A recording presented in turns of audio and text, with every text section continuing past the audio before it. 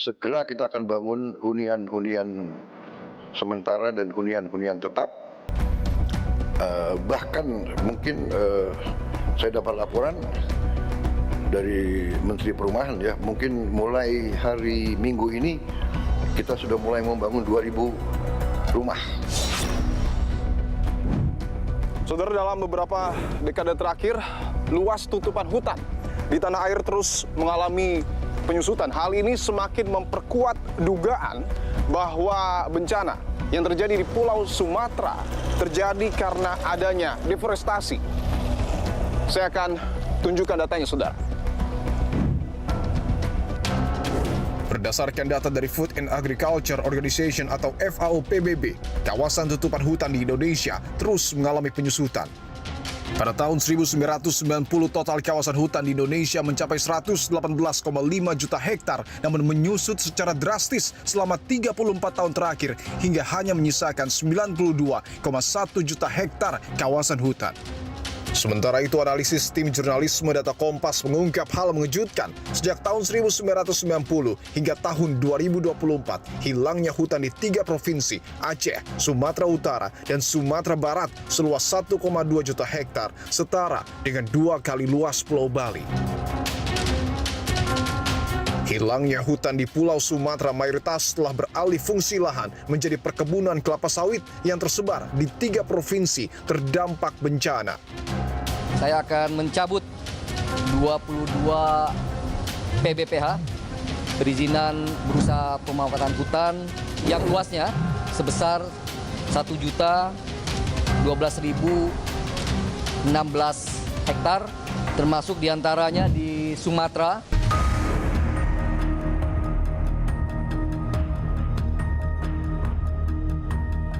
Saya berada di Desa Sukarakyat, Kecamatan Rantau, Kabupaten Aceh Tamiang. Yang bisa dilihat di kanan saya pohon sawit, dan di sebelah sini juga pohon sawit.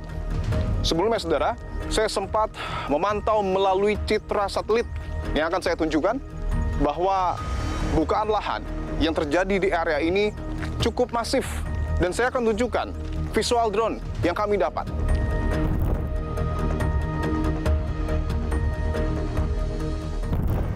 Ini ada satu alat berat ya, yang lewat.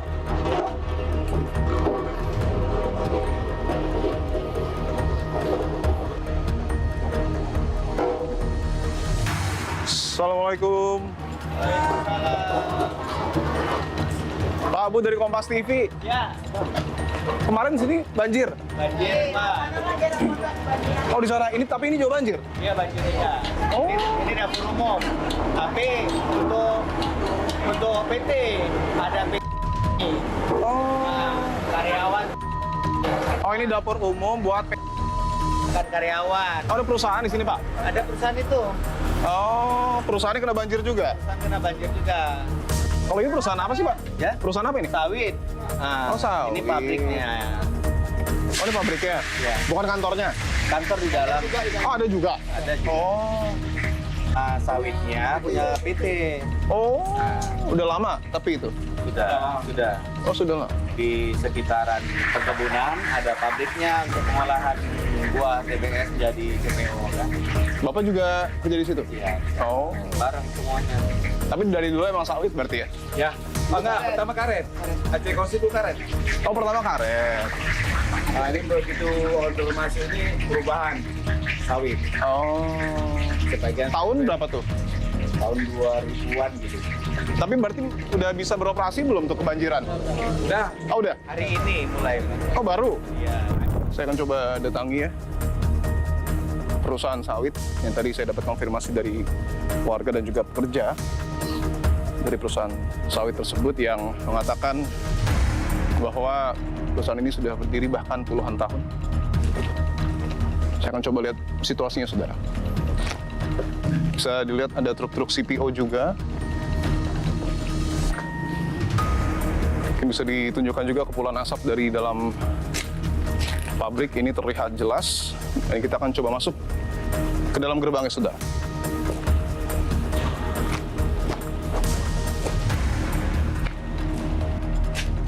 Pak,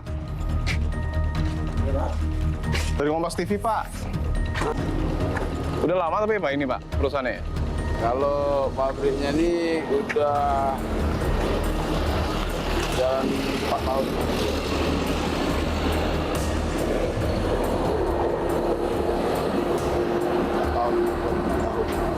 Oke. Kalau pemiliknya ada di sini, Pak? Nggak ada. Tapi orang asli ya? Orang asli sini? Iya. Aceh Tamiang? Iya. Oh, Asli orang Aceh Tamiang. kalau yang nggak ada ya. Tadi apa yang lihat kalau ada pemiliknya kan bisa ya lihat-lihat. Iya. Usut tuntas mafia-mafia yang ada di Kementerian Kehutanan, Kementerian SDM, dan ATR BPN. Karena status lahan perusahaan-perusahaan yang ada di situ itu sangat bergantung pada kebijakan mereka.